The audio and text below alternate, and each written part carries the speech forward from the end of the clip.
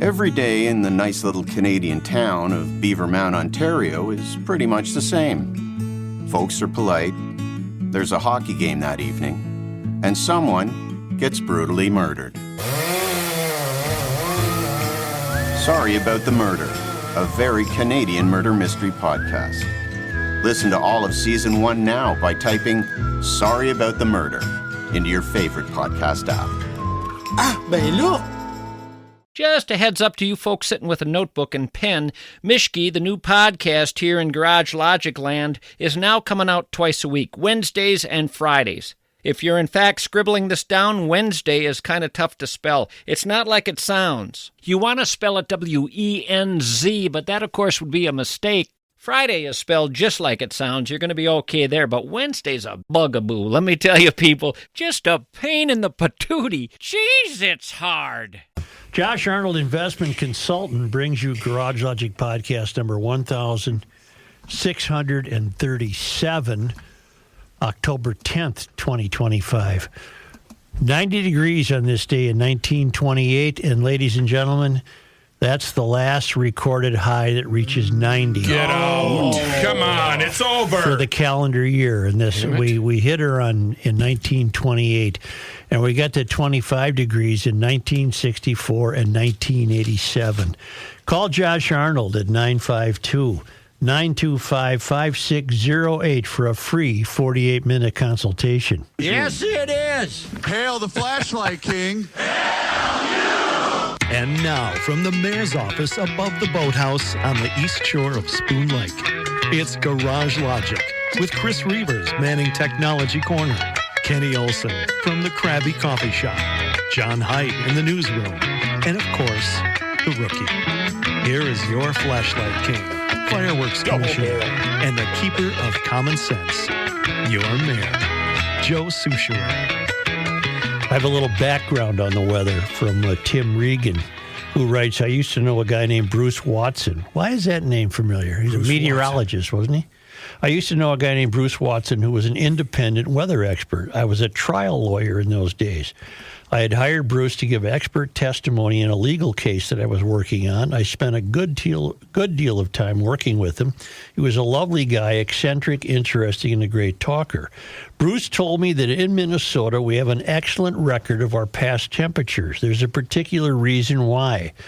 Colonel Hosea Snelling was very interested in the weather. Soon after he was sent upriver to the Minnesota Territory and built the fort, Colonel Snelling issued an order requiring that a soldier be assigned to read the thermometer and record the temperature every day. And of course, so it was. The temps were taken and recorded during the colonel's tenure, and interestingly, every single fort commander after him kept the order in place. The result, Bruce told me, is that we have here in the northern center of the continent a wonderfully complete and accurate historical temperature database, one that is unique in the United States. I don't know the history of the National Weather Service, but I think it may have been created at the time of the Civil War. I'm guessing that over the decades it bounced around within the government, possibly to the detriment of the integrity of their data. So if they need to check what the high was in October 28, 1884, they can tell us. Minnesota, as you point out, is a great state. I have. We may have miserable winter weather, but at least we know why. We know that we've been here before, and that as the earth travels around the sun, spring will come, and it will be beautiful again. Thank you, Tim. We're only 2 months away from the days getting longer. That's right. So what did they say about the Civil War? That it might have been the beginning of a National Weather Service. Because one of the guys in what was his name? Colonel. He worked for the North. Hosea. No. Never mind. Colonel Angus. No. It was Hosea Snelling. That's what it was. I have more information on Eastcliff that could have been solved, but you people all have avoidance syndrome. I'm very serious now. The theory that the sale of Eastcliff from the U of M to the U of M as a tax reason might need another look. Attached, you can see the tax records that show it's already a tax-exempt property and pays next to nothing. $215 they pay against a value of $2.9 million. I'm actually surprised that they didn't find a way to not pay the special assessment for garbage pickup, too. I'm sure your crack staff could have found the same info in about 2 minutes if they all weren't suffering rookie's new disease all at the same time. Good luck, Joe from Egan. And he sent the records. Yes, it's a tax-exempt property. Along the same lines, I was sent, before I get to that, we also note that that Eastcliff was sold to the foundation, so Eastcliff wouldn't be on the hook for $15 million of renovations. Yeah, that's what I saw. Yeah, apparently the foundation now will be responsible for the $15 million of work that the place apparently needs. All right. And then from a very trusted source, we all know, but perhaps he doesn't want to be known on this occasion, he provides the paperwork for the University of Minnesota Foundation with his astonishment at how much the top people of the foundation make in salaries. Okay. Now, I'm probably... I was reading it wrong. The foundation has revenue of $524 million. Yeah. How? Expenses are $353 million. Their net income is $170 million. Their key employees, Kathleen Schmidlkoffer, something like that. She's from Fulda? She makes about, I'm going to round it off, $700,000 a year. Wow. Pat Messia, looks like managing director. He's at $518,000 a year. And Bob Burgett, senior VP, is at $437,000 a year. I'm in the wrong business. Well, no, they got there's nothing like this third rail, man. It's just... That 500-some million income, where's that coming from? Donations, I guess. Donation, yeah. Remember, who would donate to that? There's people with money. I do remember that, John. Yes. Other day, 88,000 people donated money to them last year. So they rely on the donations every year. They don't have any profit-making businesses or anything like that. Well, they invest well, apparently. That's why also in that same story, Okay. They were worth $4.4 billion because they had doubled their investments in a one-year period. Tell me, what is the name? I'm going to look them up on givemn.org. What is their official foundation name? Just what? The University of Minnesota Foundation. Okay. Thank you. So what it sounds like is, they've got people that do this stuff, and rather than Eastcliff be on the hook for $15 million, which the U would then say, "Oh, we're troubled. We must raise tuition. We got to lay off people because we got to put $15 million into the bathrooms at Eastcliff." Rather than go through that BS, they funnel it off to the foundation. The foundation has enough money to pay for the upgrades. 2 regions voted against it, Farnsworth and Gully, saying it goes against the 2024 decision to maintain ownership. One of the regions said she voted for it because they will be able to reacquire it at no cost after the deprivation of the ground lease. They got it figured out, huh? Well, because you're right. They Kenny, I have a note from you that perhaps... no, never mind that. Ignore that. All right. Ignore that. Throw that away. And we now turn our attention to Immigration Customs Enforcement. We got George Bush's chef, whose name, oddly enough, is Sergio Garcia. He worked for George W. in Texas. He's been here for more than 20 years. Sergio, give me the ball. Autograph the ball for me. He was deported to Nuevo Laredo, Mexico. He's got 4 adult children. In the early 2000s, his food became popular when he started working at the Western White House.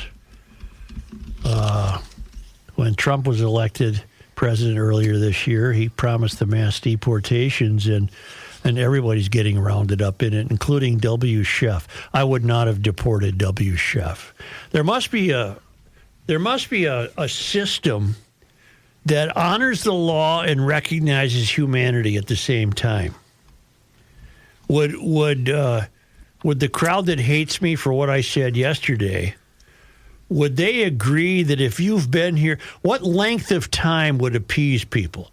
If you've been here criminally free, for how long a time should you be able to avoid deportation? Gainfully employed, contributing to society. At least 5. Oh, I think it'll have to be more than 5. Well, if you've been lawful for 5 years and proved that you're a member of society that can work. I want to be longer than 5. I'm trying to get this to work. I don't think 5 would work. 10, 15. But why the apprehension about trying to obtain legal citizenship? I watched a YouTube video of a woman arrested either yesterday or today in Kenilworth, which is a neighborhood on the North Shore of Chicago where I would bet the average house is $5 million. So they got somebody's cook or cleaning lady. And the ICE people were very nice to her, but she was saying, I have to call my daughters. For all I know, she's been here 25 years. Why? Isn't there some point where ICE can be more easily focused only on criminal behavior? There should be. Yes, there should be. That's the common sense answer. But then you have to come up with an equation. You have to come up with, because people are emailing me saying, all you do is bitch about Mary Moriarty letting people go, and now here you are saying I should let people go. I'm not saying they should let people go. I'm saying, where is the reason that should be factored in here? If you're here and you haven't committed any crimes and you've worked here for 20 years like that chef, why the hell is he deported? May I ask a question? Well, why are we only finding out now that he's been here for 25 years illegally? The system's broken. Why didn't we find out 10 years ago, 15 years ago? Well, W sure as hell didn't turn him in because he liked the food. But do we know that either in the case of the chef or this woman you referenced, that they don't have anything in their background? I don't know. If you want to get murderers and rapists and gang members, I'm with you. But I'm having a real hard time with pulling Mrs. Alvarez out of somebody's home in Kenilworth with the sirens blaring because she's here illegally. I think every golf course in this country will go under if they start raiding the golf courses. Oh, not only that, turkey farms, hog farms, cattle farms. But Trump loves golf, so maybe the golf courses are off limits. Well, you've got a very uneven playing field going in your mind. Well, straighten it out for me. Joe, if I had the answers, trust me. But I can commiserate with your point of view is all I can do. I don't know what the answer is. But I'll say this again. I'll accept commiseration. But again, I know I referenced this yesterday. You had a situation right here, not less than a mile from our building, in which they were trying to seize such illegal activity that they apprehended the largest fentanyl bust in the history of this state, and that still met opposition. That met opposition because the protesters, who don't have anything better to do, idiots, thought that was an ICE operation, and it wasn't. But that's my point. It wasn't an ICE operation. That was a straight-up cop operation. And that's my point. What is your point? The point is, where do you draw the line? I guess I've drawn it. Yes, what you're saying, Joe, echoes. Did you see what Rogan said yesterday? No. Exactly the same thing you just said. He said, if you're arresting people who've been here 20 years, just regular workers, you're going to lose the people. It's those of us that have had run-ins with the illegals that are doing really good legal work. I mean, we've seen the good that they do, and then we get pushback saying, well, they're taking away American jobs. Well, I don't see a lot of Americans that really want to go up on a roof when it's 100 degrees out. They're doing American throw jobs. Shingles down, you know? I'm just saying we got to mix some humanity with the law. Well, we humanity apply, hard to come by in 2025, Joe. We apply common sense in many areas. You're not going to apply common sense to Mrs. Alvarez, the housekeeper, if she's been here 15, 20 years and has no criminal record? Now, why in that time didn't she become a citizen? Okay. Because I suppose she would have to say, I'm here illegally. I don't know. But no matter what the answer, sorry, Matthew, no matter what the answer is or the formula, it's going to be met with resistance. That's the way we are now. The correct answer is always wrong in this world. Well, why is it that we could not? Can't W do something? The guy's an ex-president. Can't he say, you ain't taking my shot? Yeah, I think he probably could. Or make some paperwork happen. But why aren't we rounding up the guy has 4 adult children. We are rounding up the bad guys, Matthew.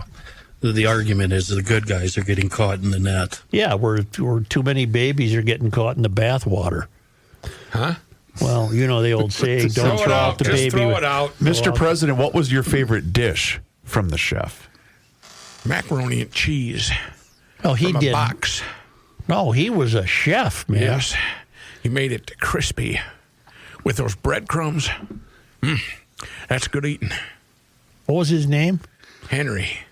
His name was Sergio. Sergio Garcia. Henry was his middle name. Sergio, you know, Venus kicked Martina's ass. Yes, she did.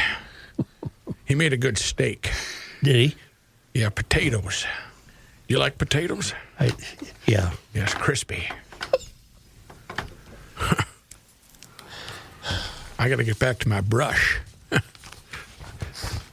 Is that a euphemism for something? Sergio, give me the ball. Autograph the ball for me. I don't know what euphemism means.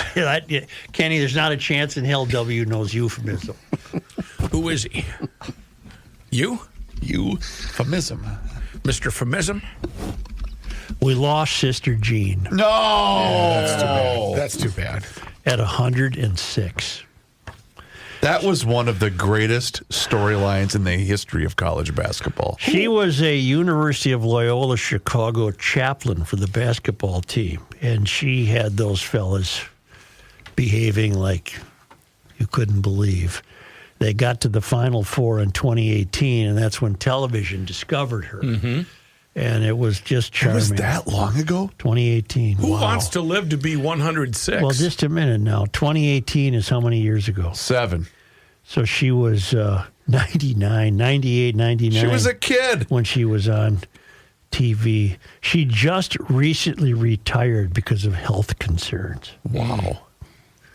Yeah, she's going to heaven. Matthew, I have a theory on your question. Mm-hmm.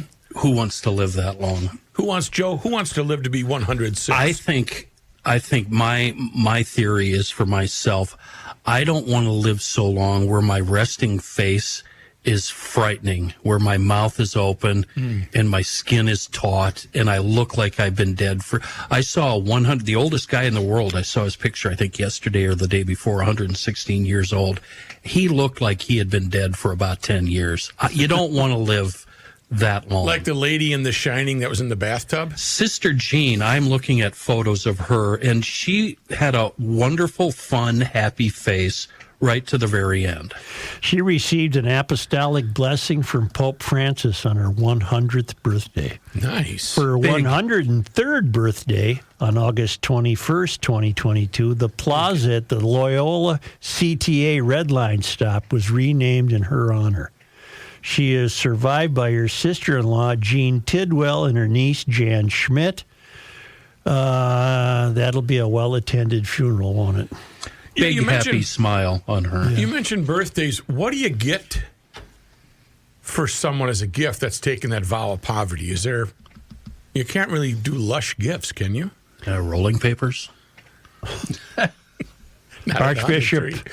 of Chicago, Cardinal Blaise Cupich, also released a statement. Sister Jean, our beloved friend and inspiration, went home to the Lord.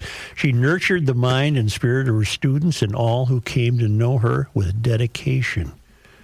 She was born Dolores Bertha Schmidt on August 21, 1919, then taking the name Sister Jean Dolores in 1937. She became one of the most talked about personalities during the 2018 NCAA tournament. She did countless interviews and even was celebrated with a bobblehead in her likeness. Nice. That's when you know you've arrived. You do recall what you and Patrick attempted to do back then, don't you? Did we try to get her Sports on? person of the day. Are you going? Reusse had suggested, we ought to hook her up with Sydney. Oh, that's right. The nun and the Jewish guy. Yes.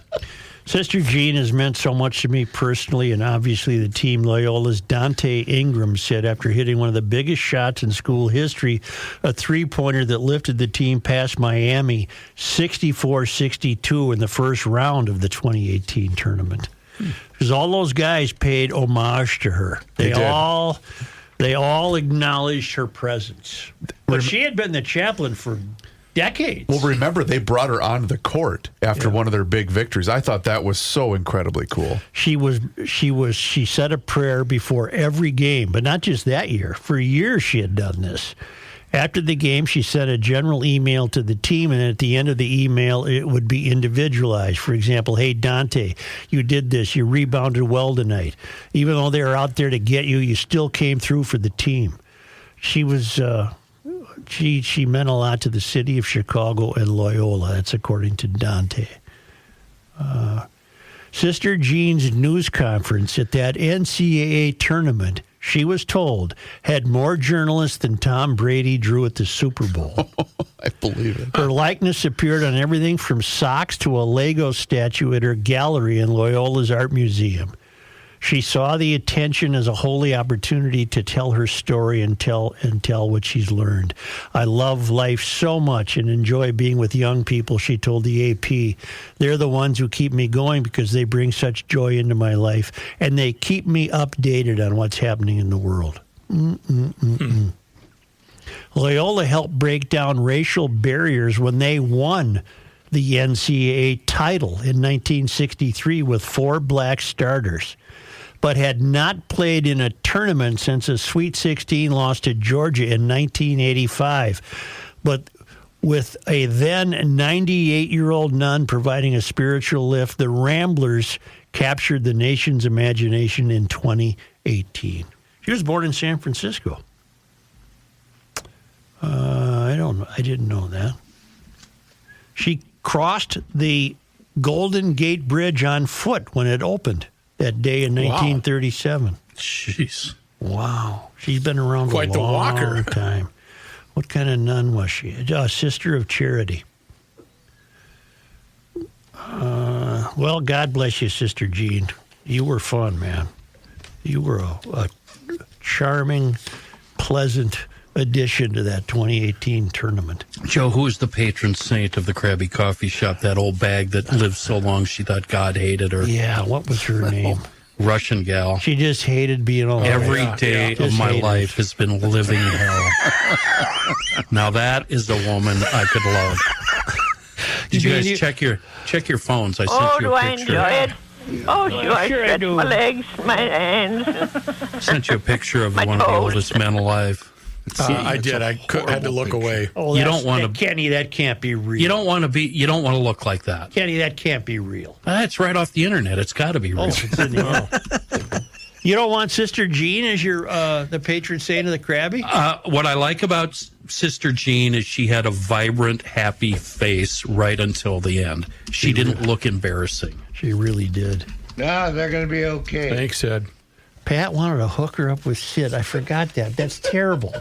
That's just terrible. Hey, how do you define love? How do you not know that Sir Sidney would have been a gracious companion Well, to I Sister can Jean? virtually guarantee you he wouldn't have been. Got it. All right. Joe, your patron saint was Coco Istanbulova, who lived to be 128. She said, quote, "I have not had a single happy day in my life. Boy, I can relate to that. I've always Holy worked cow. hard digging in the garden. Yep. I am tired." Yeah. Where was she from, John? She was she was a Chechen woman. Yeah. So she was Russian. Some kind of commie. Yep. Yeah. Yeah. I got a noise. Hey. No, I have a letter from a guy wondering about Precision Doors noisy door tune-up. Oh, thank God I didn't say his name. Joe, don't use my name. Rich. Although my wife doesn't listen to GL, after you read this, I think you'll understand my instinct for self-preservation. I have a noisy garage door. When I'm outside and it's closed, there's silence. But when I open it, I can hear my wife talking. So I close the door and there's silence. Open it and there's noise. Will Precision Doors noisy tune-up set special fix this? It takes all of us, some more than others. He doesn't want his name signed. That's a great, I don't know that Precision Door can create that kind of silence you're after, but they do have a noisy door special for $149. 25-point safety inspection and diagnostic. Precision Door also offers new doors with models for every budget. If you like your door, but she's acting up a little, get it maintained now, but you don't want to take care of that in the dead of winter. Call Precision Door at 612-263-6985 to schedule a free on-site new door estimate or book a noisy door special, or find them online at precisiondoormn.com.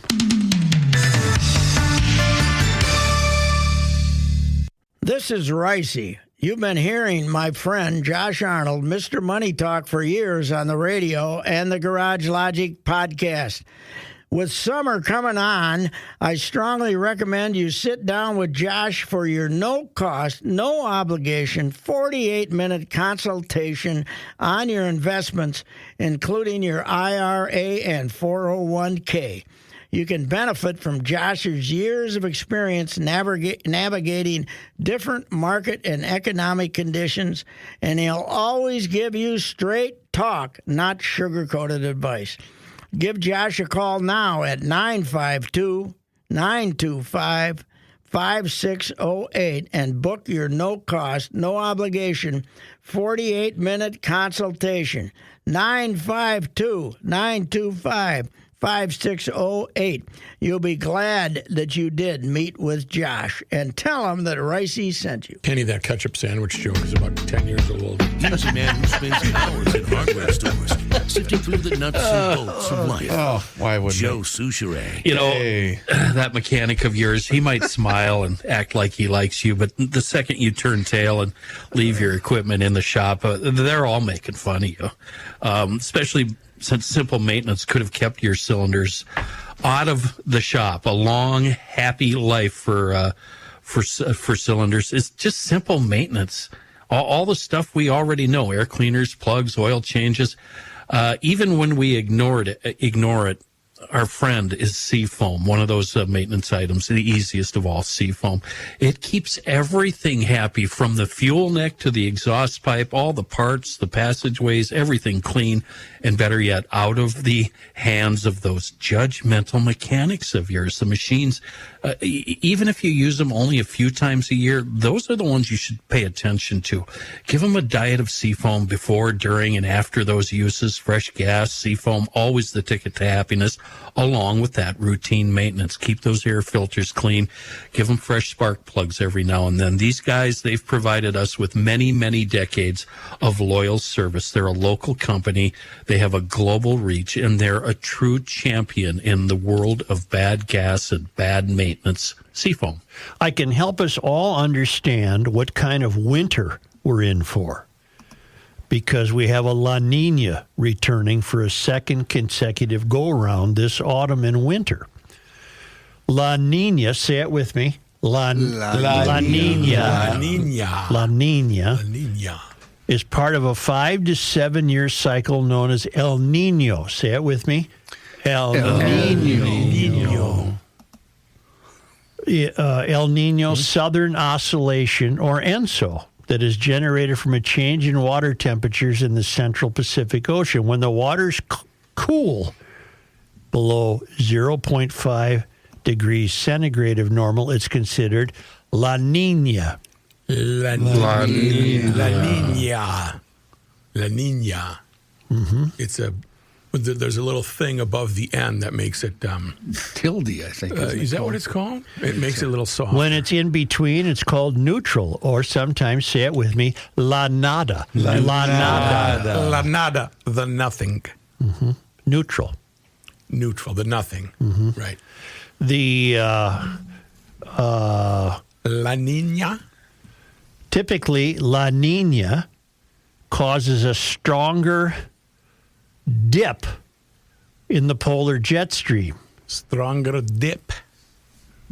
You don't need to say that with you? No, you don't. What are you writing?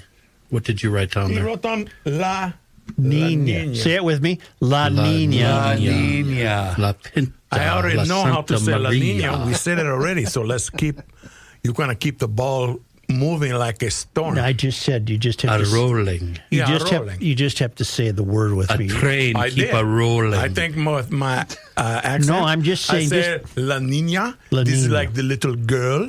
La Niño, the little boy. I don't need that. I'm just. Lo siento, señor. La Nina winters have historically brought, here it comes, generally cooler, wetter conditions to the north and milder and drier conditions to the south. It can keep a drought going in the southwest, while the Pacific Northwest basks in above average precipitation This is and not news. snowpack. This is not news to me. Moist. Moist. He says the word like he is a Puerto Rican. Moist. La sopping wet. It's No, you're important making to, up words now. It's huh? important to note that say it with me, La Niñas. La Niñas, I said it already, Mom. How much do you want me to say this time? It's important. Jose?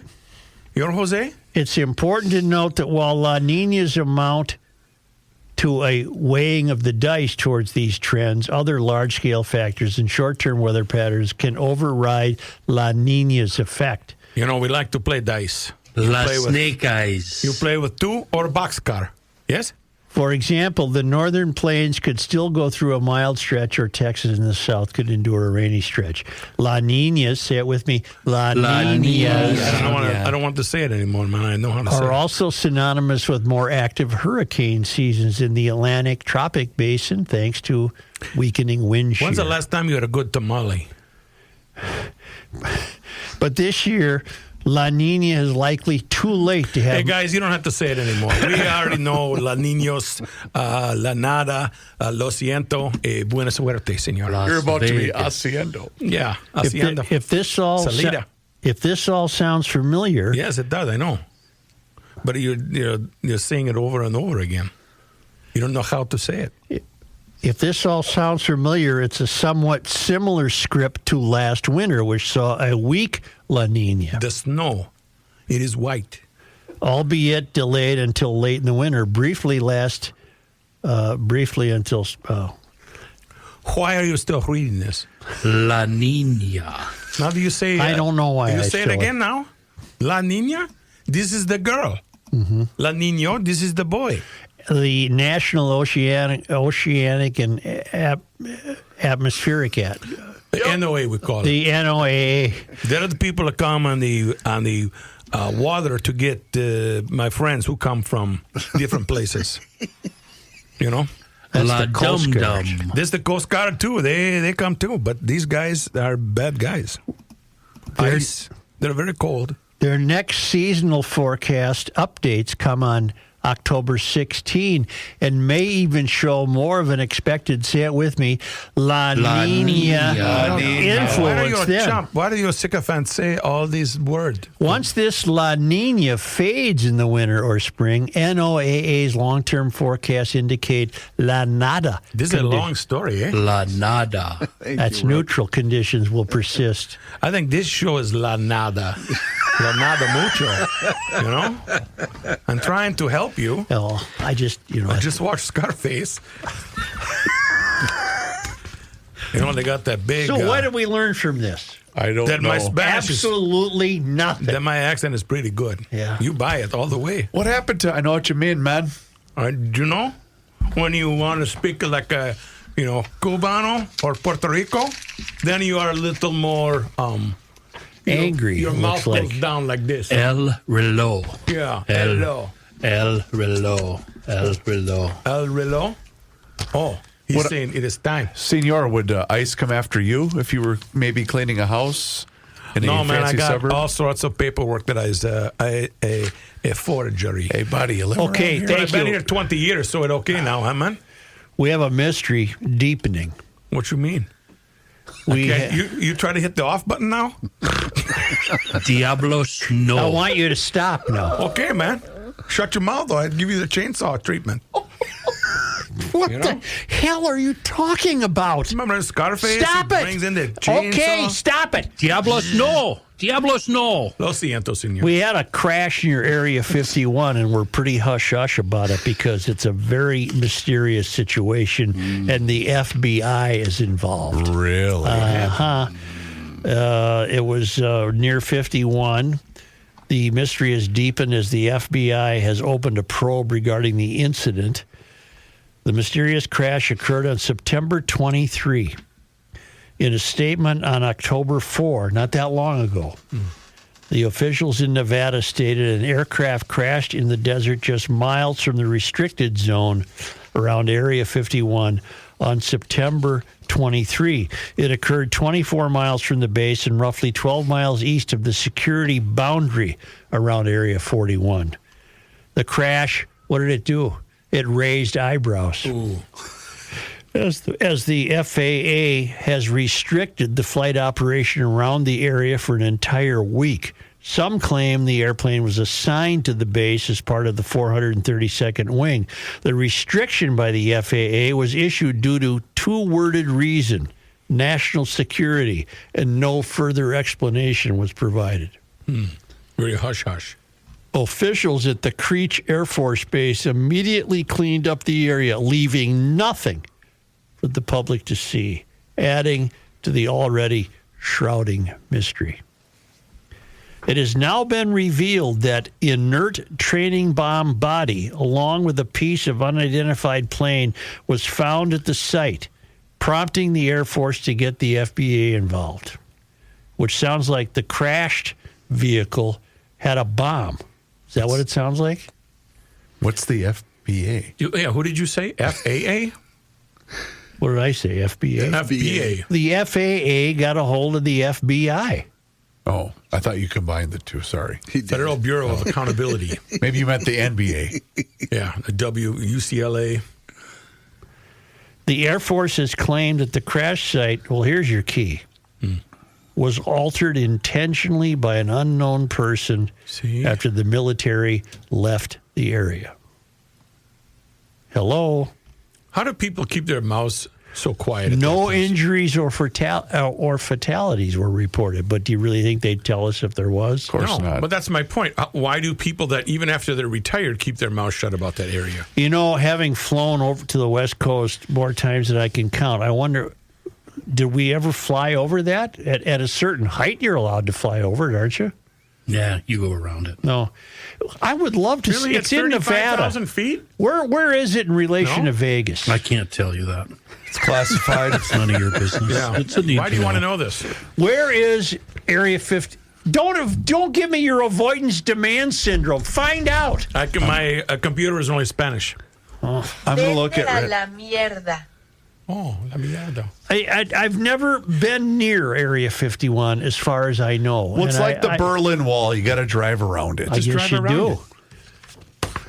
But Cash Patel's boys are on the case.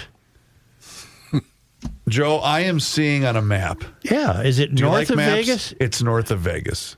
Does it show up on a map for real? It's north of the Desert National Wildlife Refuge. Is it does its western border California? Well, it's basically in the middle of the southeast tip of Nevada.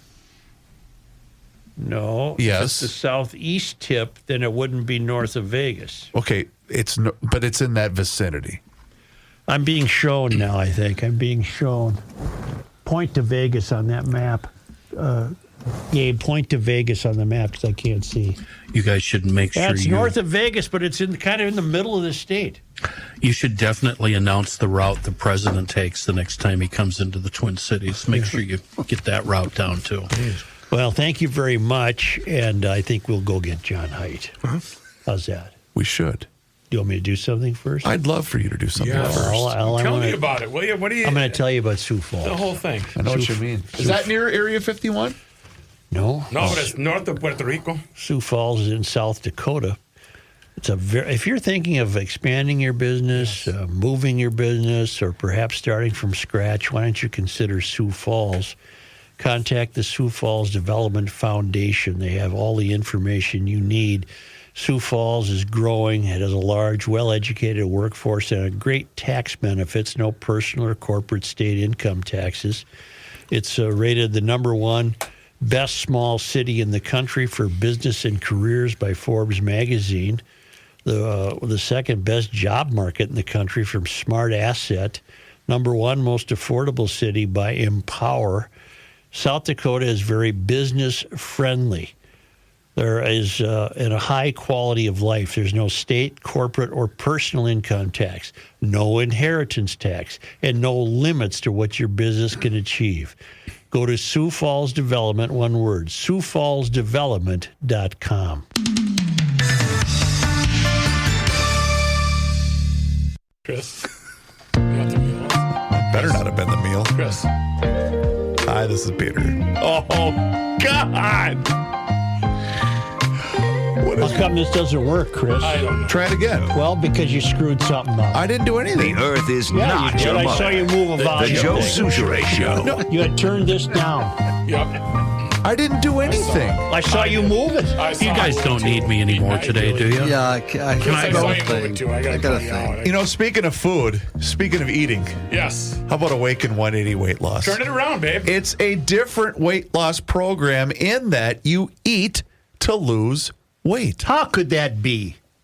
Metabolism. No, Rook, not that style. I got you. It's proven weight loss program built for absolutely anyone, any lifestyle, busy, whatever the case might be. It's the proven weight loss program that's built for any lifestyle because what it is, it's a clear daily plan. There is no complicated tracking or counting. You get one-on-one weekly coaching for accountability, and it's a solution that's worked for over 800,000 people, built for any lifestyle. I thought he was going to say years. Thousands of recipes so that meals don't feel like diet food. In fact, last night I had cream of mushroom soup, and it was fan-freaking-tastic. I love that. It was really good. And I actually didn't screw it up. That's how easy it is. So anyway, go online. Visit awaken180weightloss.com, 180, awaken180weightloss.com, or call them directly for that consultation today at 844-346-1800. And please do me a favor and mention that you heard about them right here on the Garage Logic podcast. Here is John Heidt. Thank you, Joe. This news update is brought to you by North American Banking Company.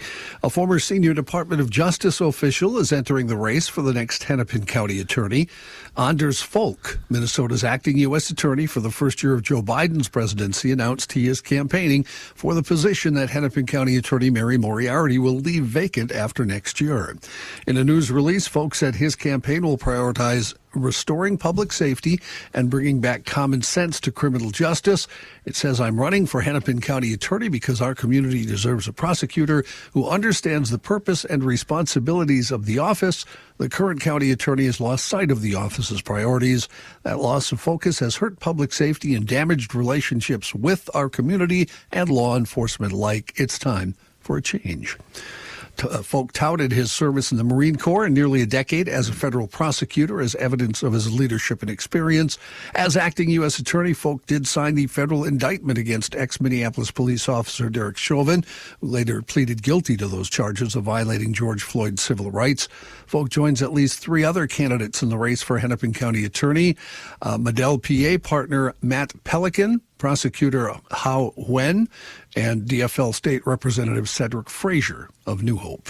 Look what I got on. I forgot all about it when I was doing Sister Jean. Loyola quarter zip. Nice. Yeah. Huh. Looks like it's 106 years old. Yeah. Follow up to a story we have talked about. We were somewhat puzzled by it earlier this week, but Eastcliff Mansion now is officially changing ownership after that recent purchase by the University of Minnesota. The U of M Board of Regents approved the deal with the University of Minnesota selling it to the U of M Foundation for $2.2 million. That sale, some hope, will save students money in the long term. Here's how all that works. Well, the university no longer owns the building. It'll remain accessible to the school, as will the land on which the mansion is located.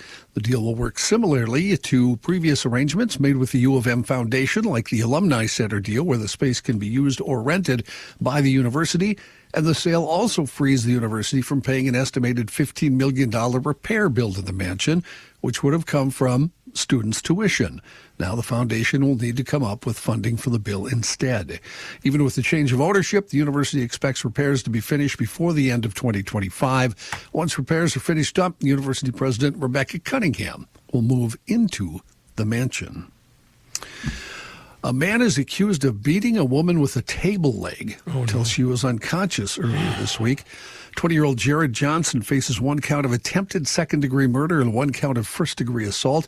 According to the criminal complaint, police responded to a report of a man hitting a woman with a table leg on the train platform at Fairview and University in St. Paul Tuesday night. There they found a woman who was bleeding heavily from her head. Investigators found a wooden table leg with apparent blood on it at a nearby platform walkway. Witnesses told police that the assailant had gone west on University Avenue, and officers arrested Johnson. Court documents say he had blood on both of his hands at the time of his arrest. Surveillance video showed Johnson following the victim, swinging the table leg like a baseball bat, hitting the victim. Johnson was seen hitting her again, and the victim ran onto the platform ramp where Johnson caught her and hit her, according to the video, 21 more times, knocking her unconscious. A group of bystanders approached but did nothing to stop Johnson, allowing him to walk away. God almighty. They later positively identified Johnson as the victim. At the hospital, the victim said she didn't know the man who attacked her. She added that Johnson seemed upset that she was screaming while he attacked her, as if it was, in her words, ruining the situation for him. The victim has a fractured skull and several fractures in her right arm. 3 separate injuries to the woman's head needed to be closed with staples. Court documents note that Johnson is also facing charges for punching a woman outside Government Plaza on September 14th. That woman also said she didn't know Johnson. I also read, John, that he was attempting to swing this table leg while also trying to hold his pants up.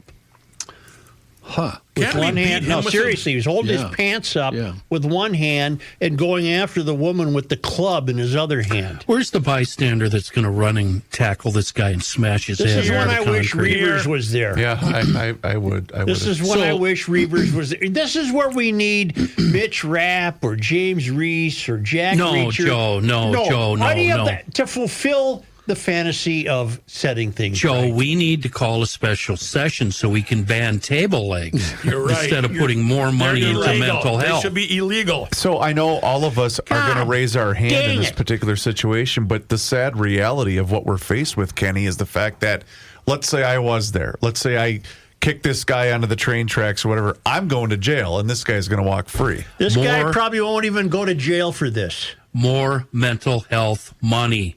This should be a nonpartisan issue. More mental health money. I agree. God. St. Paul officers called to the 1600 block of Sherburne Avenue on the morning of October 2nd after a caller reported finding flyers with racially motivated biases, according to police.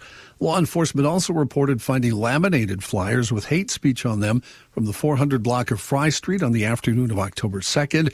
In all, St. Paul police said they collected flyers from the following areas: Cleveland Avenue between Roebland and Carroll, Feronia Avenue between Pryor and Lyndhurst, and the 2000 block of St. Anthony Avenue between Dewey Street and Pryor Avenue. If anyone finds more of the flyers or has more information, they are encouraged to file a police report online with the St. Paul Police Department. John, would you tell me again? I'm sorry. What was the time of the attack on the light rail station? Did I say 7 p.m.? I seem to remember. It was still light out. Let's see. Man, it was accused. So motorists didn't stop? Or It just says Tuesday evening. It doesn't give a time. Yeah. God almighty. And then they think that light rail is that's fine. Let's just take light rail. Right. Yeah. Well, again, it goes down to remember the crime statistic thing I told you about the other day. Mm-hmm. It's things like this, the low level, and again, I know this is a horrific thing, but this would be deemed as a low level offense. Nothing's going to change as long as the completely insane keep walking the streets. Yes. That's not going to be low level, Chris. He's been charged with murder. Attempted murder. Okay. Well, I'll be corrected. And he'll be put out because he's got mental issues. He's nuts. Yes. More mental health money. Come on, let's go. It's not. Now, let's say a bystander with a carry permit was there. No. Let me finish the question. No. I won't let you finish. You can't do it. Don't do it. Keep it in the holster. What if the guy with the carry permit? What if the guy with the wooden leg turned on him? Defend yourself. Then it's okay.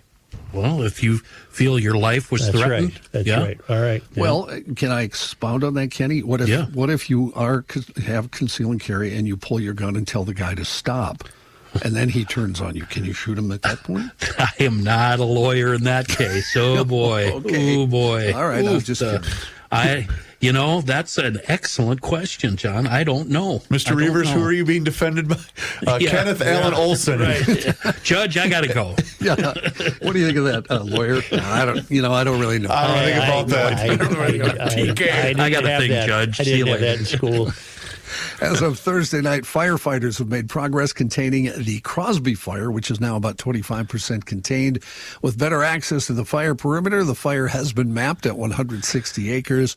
They do predict a change in weather today, calling for increased and shifting winds from the south to northwest, creating a potential push for the fire toward the Superior Hiking Trail.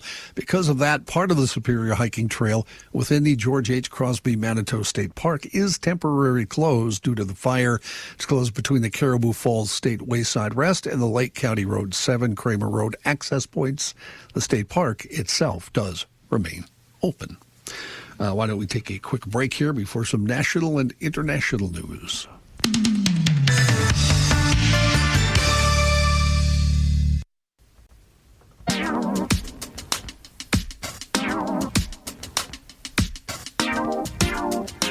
You cannot stop him. He'll just make a move.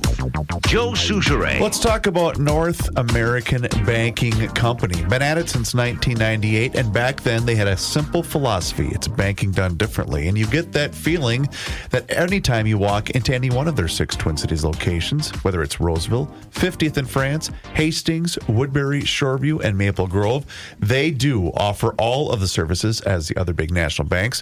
Whether you're looking to buy a home, finance a new home renovation project, get that brand new potato gun, or that new car that you've been thinking about, my friends at North American Banking Company are going to be able to help you out. They offer all of the same online and mobile banking options as the other big national banks, but the key difference is you're going to get the unparalleled service of a community bank. They are also locally owned and operated. Here's why that's important. That means loan decisions are made right here in the Twin Cities. They are not sent out of state. So this helps all of you business owners solve problems quickly and expand your business with confidence. They deal with numbers every single day, but you are never going to be one of them. So check them out online today. It's nabankco.com to learn more. Once again, it's banking done differently. And Rookie, thank you for supporting the North American Banking Company. Yeah. I had somebody ID me at the airport and said, North American, that's Bilski. I said, yeah, he's our buddy. Fantastic. North American Banking Company member FDIC is an equal housing lender. Johnny? You know who else I ran into today was Forgotten Katie. The gal that emailed you that you... Katie from East Union. Yes. Yeah. She said hello. This is now the third time in 2 months you forgot. I just said Katie from East Union. I'm just joking. $100. I'm just joking. I'll A powerful explosion ripped through a military explosives facility in Tennessee this morning, leaving multiple people dead and missing, according to officials. The Hickman County Sheriff's Office said there had been an explosion at Accurate Energetic Systems, a military explosive plant. Emergency services are still responding to the area, according to the Sheriff's Department. At a news conference last hour, Humphrey County Sheriff Chris Davis said there were several people unaccounted for, and they have confirmed deaths but gave no specific numbers. He warned that there still could be continued small explosions at the site. Economic news today, stocks moving lower in a rapid move after President Trump made critical comments about China regarding their controls on global rare earth metal resources, triggering worries trade relations may worsen even more between the two countries. The S&P lost 1.7% following the Trump comments. The NASDAQ Composite fell to 2.5%. I looked while Chris was reading his wonderful North American banking company spot. Thank you. I saw that the Dow right now is down about 600, the NASDAQ down about 579, and the S&P down 124. The president accused China of holding the globe captive using its rare earth metal resources and said he would be forced to financially counter their move. Some economists worried about things going on with houses and cars. There's been a dramatic rise in foreclosure filings across the U.S. in the last year. The latest piece of bad news for the housing market. In July through September, there were a total of over 101,000 U.S. properties with foreclosure filings. That's a 17% rise from the same period in 2024. And in September alone, there were 35,602 homes with foreclosure filings, up 20% from the same time a year ago. The car market, according to the Wall Street Journal, also causing some problems. New numbers that show more people are falling behind on their loans, signaling that lower-income housing consumers are struggling to afford payments. And the portion of subprime auto loans that are 60 days or more overdue on their payments hit a record of more than 6% in the past year. This morning, President Trump passed over for the Nobel Peace Prize, despite jockeying from fellow Republicans, various world leaders, and himself. Venezuelan opposition leader Maria Corina Machado was awarded the prize. The Norwegian Nobel Committee said it was honoring Machado for her tireless work promoting democratic rights for the people of Venezuela and for her struggle to achieve a just and peaceful transition from dictatorship to democracy. Well, it ain't happening. Well, she's actually in hiding. She's trying. She's the head of the opposition.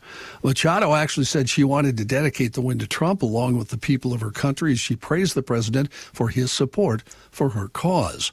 The White House responded differently. Stephen Chung saying members of the Nobel Committee proved they place politics over peace because they didn't recognize Trump, especially after the Gaza ceasefire deal. The White House did not comment on Machado's recognition. Her opposition to President Nicolas Maduro in Venezuela aligns with the Trump administration's own stance, and Secretary of State Marco Rubio had previously praised her as the personification of resilience, tenacity, and patriotism. Melania Trump has revealed she has had correspondence in writing from Vladimir Putin about the fates of children displaced in the Ukraine war. Addressing the nation in a surprise announcement this morning, the First Lady said Putin had signaled a willingness to engage with me directly, meaning her, about Ukrainian children now residing in Russia. The Kremlin leader's response comes after a letter from Melania was given to him during his Alaska summit with Trump in August. The First Lady said since then, President Putin and I have had an open channel of communication regarding the welfare of these children. For the past 3 months, both sides have participated in several back-channel meetings and calls, all in good faith. Last year, Leonid Pastnik, the Kremlin-appointed head of the Luhansk People's Republic, announced Russia was to host, in his words, over 12,000 children from the eastern Ukrainian region in the summer. In addition to that program, another program called Useful Vacations was announced to sponsor 40,000 Ukrainian children to visit Russia. Some children were scheduled to be taken as far as Vladivostok, located 6,000 miles east of Ukraine and just to the north of North Korea. What was that rejected bond title? Giving Her Majesty Secret Service? Yes, that's exactly what they rejected that one. Do I servicing Melania? I've often wondered that. Do I have to be the person to tell Melania why he responded to her? Well, he thinks she's very attractive. Mm-hmm. Did he include any swimsuit area pictures, John, in that response? Not that I'm aware of. Better question. No, he was. Did she? He was bare-chested riding a horse. Oh, I've seen that one. He sent With a that hockey picture stick to in me. his hand. That's right. Didn't he score 9 goals in a game? In about 3 minutes. Yeah. Who would win in a fight, him or the nut job from North Korea? That'd be a fun one. Oh, That'd be a paper. Pooty'd get him because Use Marty jujitsu Allen's or out of something. shape. Yeah. Marty Allen. We got a lot of Marty Allens, man. Marty Allen, Buddy Hackett. The Trump administration moving forward yesterday with its bailout of Argentina, making a direct purchase of pesos and finalizing terms of a $20 billion lifeline, according to Treasury Secretary Scott Bessent. The terms and conditions of the economic support package were not announced, but Bessent said the funds would come in the form of a currency swap with Argentina's central bank. Big global investors have been anxiously awaiting the details of the bailout, which critics have said will benefit wealthy fund managers at a time when American farmers are struggling and the U.S. government is shut down. Officials from both countries spent the last 4 days racing to finalize terms of the bailout ahead of a high-stakes legislative election in Argentina later this month. The move is raising concerns about whether the real aim is to help the investors whose bets on Argentina could falter if the economy there sinks. The whole thing stinks of fraud potential. Think of that. $20 billion prior to a Argentina election. How many? That's my money you're using. Well, speaking of your money, how many wheat pesos do you have in your collection? No, I have no wheat pesos. I have wheat pennies. Can you hold, please? What is a peso worth, John? Is that like $20 or 5 cents? I do not know, Kenny. Pesos? Could you do that translation for me? All of this, speaking, whoever brought up farmers there, was that you, Kenny? No, I never do that. Kenny, a peso is currently 0.054 in the United States dollar. Half a cent. Half a cent. This is also causing some issues with farmers because Argentina, well, there's criticism, let's put it that way. Argentina suspended its export taxes on some grains, including soybeans. China loves that. Delivering a gut punch to the U.S. soybean industry, the senators noted the move undercuts U.S. farmers in the international market, especially soybean producers. So in other words, Argentina will be using some money from the $20 billion to undercut farmers. I know a guy who knows a guy who's up in North Dakota. He's been on a tractor. And he's a water guy. Okay. He's an engineer. He tries to find water. And the Chinese are buying up a lot of land up there. A lot of land near silos, near nuclear silos or missile silos.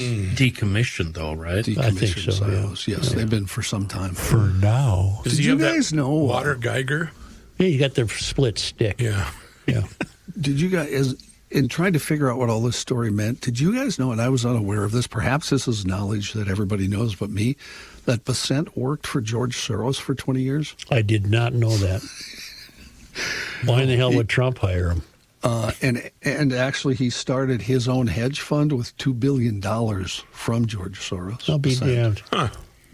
Pretty, We need to start a hedge fund here. It's just a game, folks. it and really we is. ain't in it. That's right there is all you need to know. It's just all a game, and we're what do you call those actors who Character?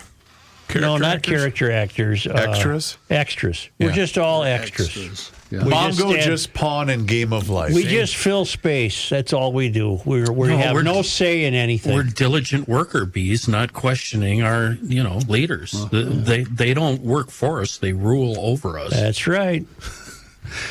John Lodge, the singer and bassist of the Moody Blues. John Lodge. Sure, he's been around. Well, he's not now because he has deader passed now. away. Oh, I've seen.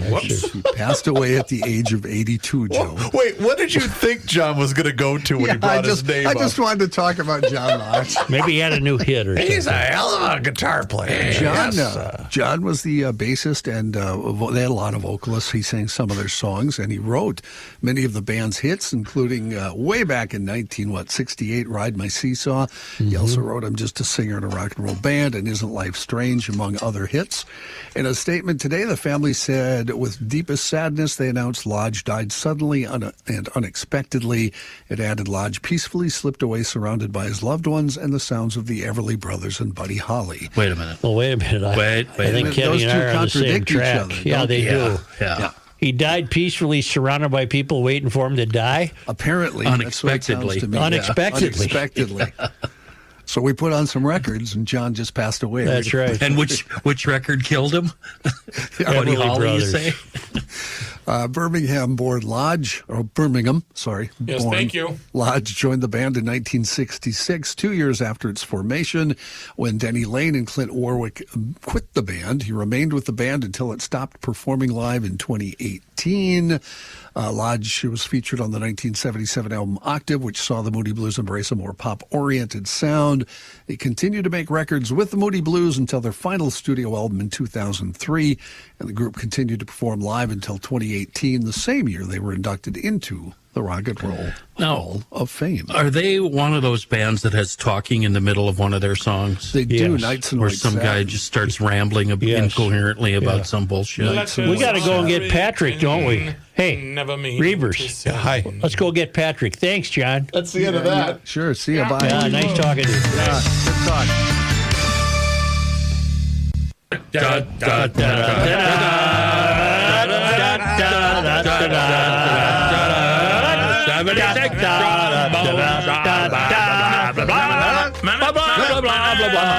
Hey, Pat. Yes, Joe. I went to the Philadelphia papers this morning and was somewhat surprised at how kindly they were treating Konecki, or whatever his name is. Well, but they already knew the result. They did. So, you went to the website then, and they'd already filed their stories after the. Yeah, obviously. Well, they. I don't. That is certainly a change from Philadelphia's history. That's what I was telling the boys. Yeah, that's they would at least the afternoon Daily News would have really ripped him something fierce. But when you're about 12 playing baseball, maybe 11, and you first can actually pick the ball up and throw it to first base, they say your last thought before a pitch is thrown when you're in the field should be, what am I going to do if the ball is hit to me? It's coming to me. Where am I going? Pat, I have a question about that very thing. Where am I going with? Let's say the Twins game had ended at like 11 o'clock last night. What day would that story have appeared in the print edition of the Star Tribune? Well, at least by Saturday. Well, yes, but if it's the next year, because with the December 28th shift to being printed in Des Moines, it would be about 3 days later. So anyway, You got the bum knees, buddy? Oh my God! It's I don't know how it happened. I was at the Bethel game on Saturday, walked up and down the steps, was fine, walked all the way around the field, got in the car, drove home. Sunday, everything fine. Monday, a little twinge. Tuesday, I couldn't walk. So something broke. And I'm going to see Dr. Boyd on Monday, and I hope he doesn't have the Wild take precedent over me. Let's go with what's important here. He's the Wild orthopede, so let's hope the Wild don't have any major injuries before Monday. So maybe you've hit the new stage, the new knee stage of life. I ain't doing that. You get the new mechanical knee. Yeah, you get the new mechanical knee, then you have to go to, I don't mind that. You got to go to rehab for 3 months. I'm not going to rehab. You're saying no. No. Try to send me back to rehab. I said no. No, that's Reusse, right. going to this doctor, prepare yourself for massive ego. These orthopedic surgeons are very, very confident, and they let everybody know. This fella I've dealt with in the past, he's a great guy. Is he? Dr. Joel Boyd. He's one of us? Guy. He doesn't think he's super special? Okay, he goes on the road with him quite a bit. He was in St. Louis last night. So the boys won 5-0, and the commie got 3 assists. Yes, and the goalie Gus, they gave what a story of redemption he is, isn't he? Mm-hmm. I mean, last year at this time we had the Flower, and then we had the kid Wallstead, right? And we how are we going to get rid of Gus? They were shopping him around.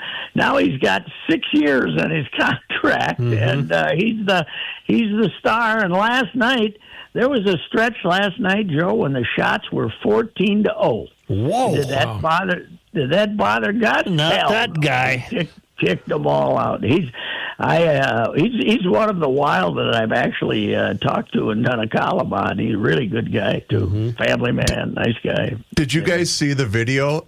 Brock Faber was issuing out like a new, hey, to season ticket holders, here's a nice signed jersey, and it's in a very nice when they go out Minnesota every year? Wild engraved box, and it was an older gentleman, and he said, well, thank you so much, and he looked at Faber, he said, what's your name? And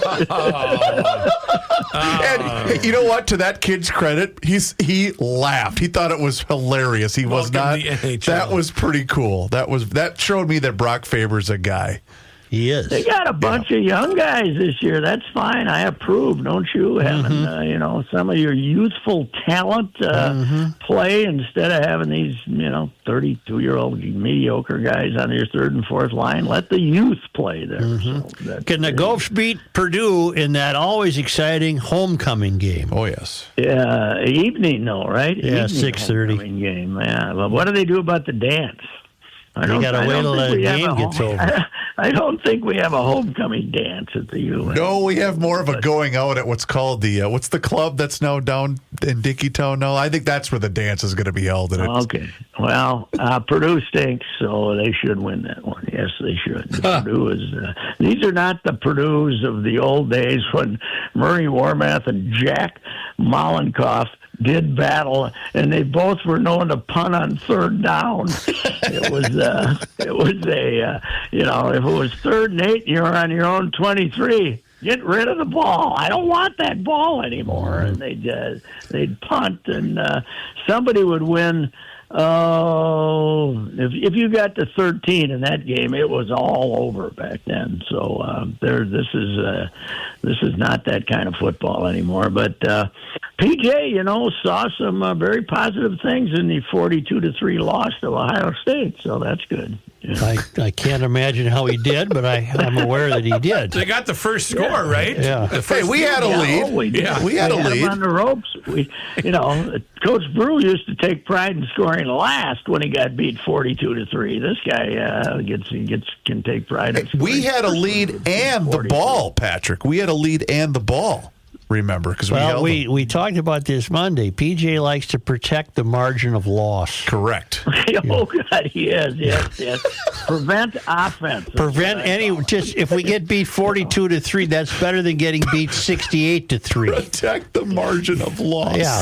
Prevent offense. I got to talk to Kenny here. He texted. I responded to his tweet. Yeah. He tweeted out what the traffic mess is going to be. Let me set this up. Trying to get to St. Paul. Go ahead. Okay, now, Joe, as I'm telling you about this closure, I want you to think about these locations. They are working on the John Ireland Bridge over 94 Closed. This weekend. You know where that is, right? Yes. So westbound 94 is closed from 35E to Dale. Okay. You got that? Yep. Eastbound 94 is closed 280 to University. How are you going to get to the Wild game? And that's where Patrick chimed in. Jonas Brothers playing tonight. Wild tomorrow night. Oh, boy. Yes. And I responded on Twitter, did I not? Yeah. Wonderful response, too. I will walk. Yes. No, I responded that first of all, the chairman or the boss of the highway planners is Dr. Evil Jr. And they looked like 3 months ago. They looked to see what's scheduled. We have these big stupid projects we got. What's scheduled that we need the weekend when we can really screw up everybody. And then they look at that. Oh, Wild home opener, 19,000 people. And then they got the Jonas Brothers. They're going to put a nice crowd in there. Let's do it that weekend. Let's close down St. Since there's no Yankees in town, let's do this. The way I got there was foolproof because I crossed the river twice, and that would not have affected me. Right. You're the only guy that has I could have got there. But what if you're Last coming year- from Minnetonka? Then you have to. What you got to go through Roseville. Come to my house, then go through the river twice. Last year, I fooled them. I came down Shepherd. I came around Old 55, Shep, yep. came down Shepherd. Way to go. Except I had the misfortune of when I was going to take my left, there was one of those trains coming. Oh, It no. had 400 cars. 800 cars going too. I could have gotten out and walked as fast as the train was moving. Yeah. You should have scrambled underneath. Pat, we 20 got a 20 minutes to turn. Pat, Milwaukee and Chicago. That's the only series left, isn't it? No, Detroit. Detroit and Seattle's tonight. Tonight. Seattle's got to beat the Scoob tonight, Yeah. and that'll be a good game to And watch. then Milwaukee, Chicago tomorrow. Tomorrow night. Both Who we are rooting do for? or We're die. rooting- The networks are rooting for the Cubs, but I think I'm rooting for the Brewers. Pat, I'm rooting for M's Brewers because you would have the Seattle Mariners versus the former Seattle Pilots. That's right. That's right. Yeah. That would be the situation. The greatest move ever. They left Arizona in their two semis with all their equipment. Yep. And they said, when you get to Denver, call us and we'll tell you whether to go left or right. That's right. That's when the move was made. The Seattle Pat, Pilots. Earlier in this broadcast, you were discussing what you do as a baseball player what am I going to do when the ball comes to me? Where am I going to go? In my brief baseball career, what I was thinking when the pitcher was about to throw is, please don't hit the ball to me. Please don't hit the ball to me. That was my 1 year in baseball too. Just leave me alone. I don't know what to do with it. I'm fine out here. Just leave Pat, me alone. Yes. Pat, I'll talk to you Monday. Goodbye. Thank you. All right. Oh, my goodness. Ow! It sounds like you're ready. What is Sigante, man? Hey, hit it in the water. Yeah, man. You going to hit it in the water? My The friend? aqua. Finally. Thank God today is Friday. What is the word for?